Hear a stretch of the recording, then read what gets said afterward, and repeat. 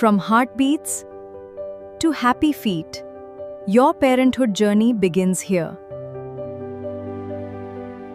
नमस्कार दर्शकों, राष्ट्रीय जनता दल के एक सबसे पुराने और लालू प्रसाद यादव के करीबियों में से एक दलित नेता शिवचंद्र राम ने कल इस्तीफा दे दिया। कैमरे पर रोते हुए नजर आए। उन्होंने कहा कि दलित होने का हमें खामियाजा भुगतना पड़ रहा है, हमें एमएलसी सीट नहीं दी गई, हमने इतना कुछ किया पार्टी के लिए। हालांकि शिवचंद्र राम के बारे में अगर थोड़ी सी जानकारी, थोड़ी सी ब्रीफिंग करें हम आपको, तो लालू प्रसाद यादव ने उनको चुनाव लड़वाया, लोकसभा का भी, विधानसभा का भी। एक समय में वो मंत्री भी रह चुके हैं। बावजूद इसके शिवचंद्र राम ने आखिरकार कल क्यों कैमरे पर सामने आकर रोए, लालू प्रसाद यादव, उनकी पार्टी पर कई तरह के आरोप लगाए। इन तमाम विषयों पर बातचीत करने के लिए हमारे साथ हमारे सहयोगी और ब्रेकिंग बिहार के पत्रकार सुमन जी हैं। सुमन जी, शिवचंद्र राम ने का जो प्रकरण हुआ कल, खूब राजनीति माहौल रहा, चर्चा रहा, मजे लेने वाले खूब मजे ले रहे हैं कि लालू प्रसाद यादव यही करते हैं अपने लोगों के साथ। रोहिणी आचार्य ने भी ट्वीट कर दिया कि जिस तरीके से मेहनत करने वाले, झंडा ढोने वाले को टिकट नहीं दिया जाता है, किसी और को दे दिया जाता है। ये पूरे प्रकरण पर क्या आपको क्या लगता है, क्या चल रहा है? ये पूरी तरीके से जो प्रकरण है, इस प्रकरण को मेरी नजर में इसकी परिभाषा अलग है। शिवचंद्र राम जो आरोप लगाए हैं, उन आरोपों से मैं सहमत नहीं हूँ। अब कारण क्या है मैं बताता हूँ आपको, जो मेरी समझ है। देखिए, शिवचंद्र राम एक दलित चेहरे के तौर पर लालू प्रसाद यादव की छत्र छाया में आगे बढ़े। लालू प्रसाद यादव ने उन्हें विधायक बनाया जी। मौका मिला, युवा कला संस्कृति मंत्री भी बनाया, आपको याद होगा। आप जिस विधानसभा क्षेत्र से लड़ते थे, अब जिस कारण से भी आपने अपने क्षेत्र को बदला, जब आपने क्षेत्र को बदला, पार्टी ने आपके क्षेत्र को बदला, आपका सहयोग किया। पार्टी ने पशुपति पारस के विरुद्ध और चिराग पासवान के विरुद्ध भी आपको लोकसभा का चुनाव लड़ाया। 2019, 2024 दोनों लोकसभा में लड़ा। बिल्कुल। 2025 बिहार विधानसभा आप हार गए। तो कहने का मतलब है कि जब लगातार आप हार रहे हैं, तो पार्टी किसी एक या तो सिर्फ आप दलित दलित कहकर बोले और इस कारण से पार्टी आपको हर जगह प्रमोट करे। देखिए, सवाल ये था कि इस बार राष्ट्रीय जनता दल महागठबंधन बहुत कमजोर हो गया था। कमजोरी की सबसे बड़ी बात यह है कि इस बार मात्र महागठबंधन की तरफ से एक प्रत्याशी विधान परिषद में जा सकता था। अब सवाल है कि जिस प्रकार से सरकार का भारी बहुमत है विधानसभा, वहां भी आप देख रहे हैं कि विपक्ष की कमी महसूस की जा रही है, क्योंकि जनता की बात को, जनता की समस्या को वहां बताने वाला कोई ढंग से नहीं।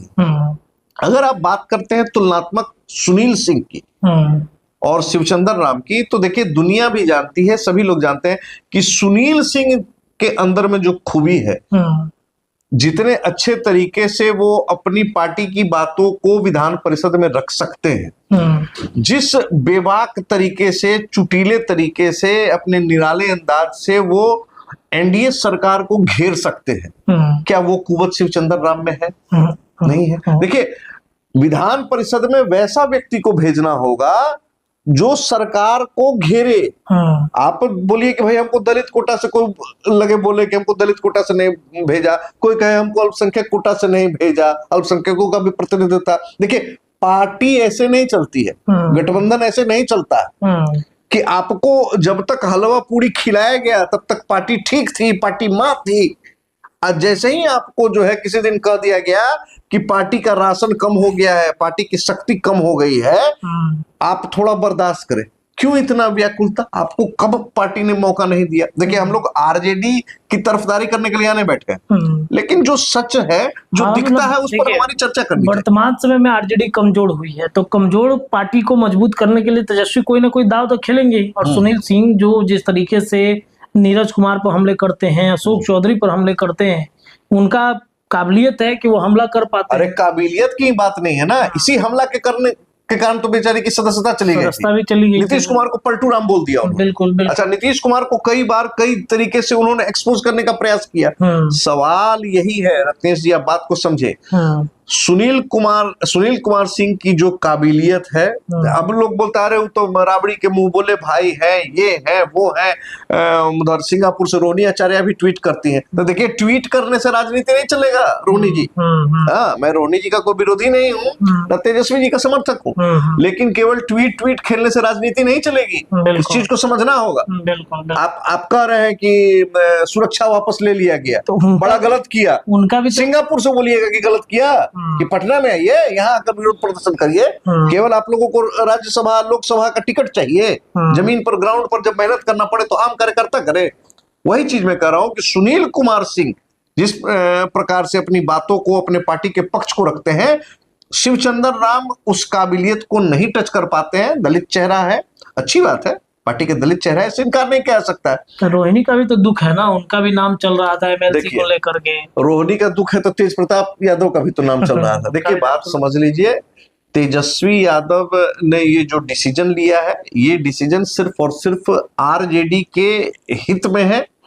आप किसी भी ऐसे व्यक्ति को भेज दें विधान परिषद में और राज्यसभा में जिसकी क्षमता नहीं है कि विपक्ष को के नाते सत्ता पक्ष को घेर सके, सत्ता पक्ष पर उंगली उठा सके, आपके पास में डाटा नहीं रहेगा, आपके पास में बोलने की शैली नहीं रहेगी, मीडिया फुटेज जो सुनील कुमार सिंह को मिलेगा वो कभी शिवचंद्र राम को नहीं मिल सकता, बिल्कुल नहीं मिल सकता। और अपने बेबाक बयान के कारण सुनील कुमार सिंह जाने जाते हैं। सुनील कुमार सिंह भी कोई आज से नहीं जुड़े हुए हैं। जब लालू यादव, आप याद करिए 2005 और 2010 में रामकृपाल यादव, श्याम रजक, कैसे कैसे नेता ने छोड़ दिया लालू जी का साथ। राम और श्याम कहने वाले लोग थे ये लोग, इन लोगों ने तो छोड़ दिया लालू जी को।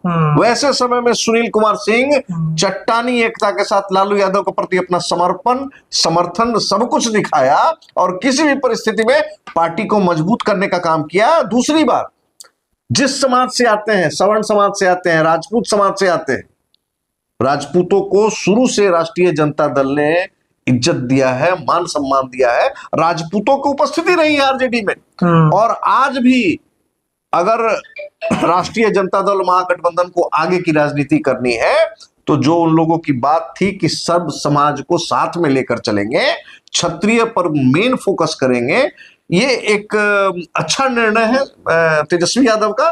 और मैं समझता हूं कि इस निर्णय से आगे चल के तेजस्वी यादव और आरजेडी को फायदा ही मिलने वाला है। देखिए, इस समय वर्तमान में अभी आनंद मोहन का भी प्रकरण काफी चल रहा है चर्चा में, तो उस प्रकरण को भी कहीं ना कहीं जो कह रहे हैं आनंद मोहन की भाई हमें छला जा रहा है, राजपूतों को छला जा रहा है, तो एक जगह कहीं ना कहीं आरजेडी राजपूतों को देगी, और इस वजह से सुनील सिंह को बनाया गया, एमएलसी बनाया गया है।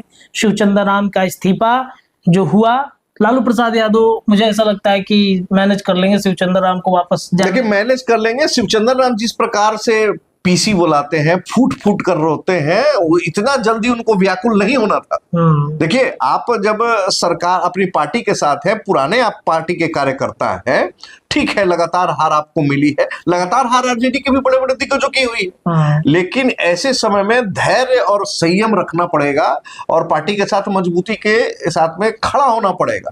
और अगर आज आप हारे हैं, आज पार्टी बाहर है, तो कल पार्टी सत्ता में भी आएगी और कल आप जीतेंगे भी। इसीलिए पार्टी पर विश्वास रखना होगा, केवल झूठ मूठ का नहीं कहना होगा कि पार्टी मेरी माँ है, पार्टी के लिए हम सब कुछ न्यौछावर कर देंगे। आएगो एमएलसी का टिकट नहीं मिला तो रोने लगे, ऐसे रोने से राजनीति नहीं होने वाला। चलिए ठीक है, तो ये प्रकरण था शिवचंद्र राम को लेकर के जो बिहार की राजनीति में कल से चल रही है। शिवचंद्र राम की तबीयत भी खराब है, अस्पताल में भर्ती है, लेकिन लालू प्रसाद यादव अपनी पार्टी और पार्टी के अंदर जुड़े लोगों को बचाने में महारत हासिल किए हुए हैं। आज लालू प्रसाद यादव पटना में है और शायद शिवचंद्र राम से मुलाकात हो, या 1-2 दिन में मुलाकात करेंगे या फिर बुलाएंगे उनसे और बुला करके पार्टी में रहने की सलाह जरूर देंगे। आप क्या सोचते हैं, अपनी राय कमेंट में छोड़िए। फिलहाल के लिए इतना ही, बहुत बहुत धन्यवाद।